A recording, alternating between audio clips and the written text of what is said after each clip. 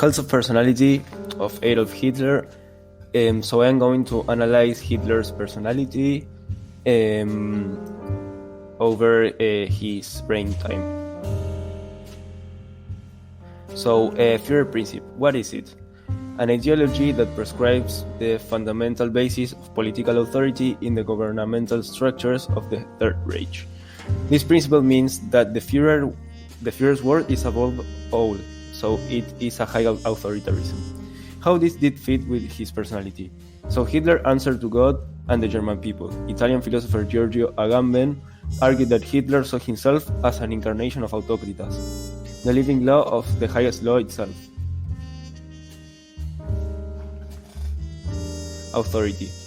So he was a very structured and authoritarian person. Hitler was first and foremost determined to command personally. According to his whole code leader principle, Führer principle, ultimate authority rested with him and extended downward. At each level, the superior was to give orders, the subordinates to follow them to the letter. In practice, the command relationships were more subtle and complex, especially at the lower levels. Hitler had the final say on any subject. So, a relationship with lower ranks. Most of his men admired him. In practice, the command relationships were lighter and complex, especially at the lower levels. But Hitler did have the final say on any subject in which he took a direct interest. He was ambitious.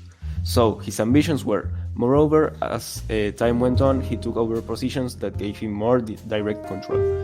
From leader, Führer, of the German state in 1934, he went on to become Commander-in-Chief of the Armed Forces in 1938, the Commander-in-Chief of the Army in 1941.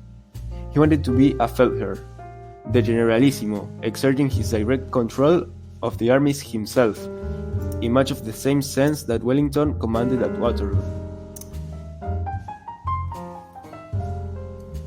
Administration.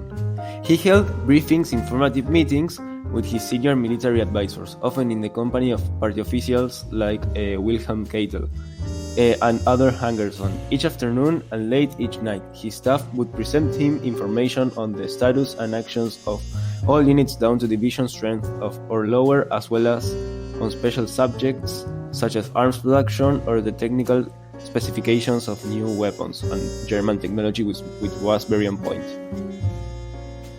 So, he was strict and meticulous with briefings. Every point had to be correct and consistent with previous briefings, for Hitler had an incredible memory for detail and would become annoyed at any discrepancy.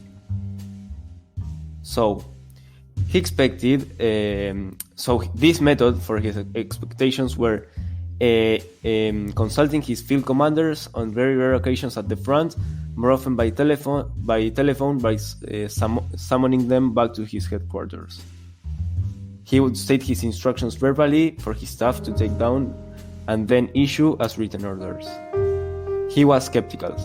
Hitler did indeed distrust most of his generals, in part for good reason.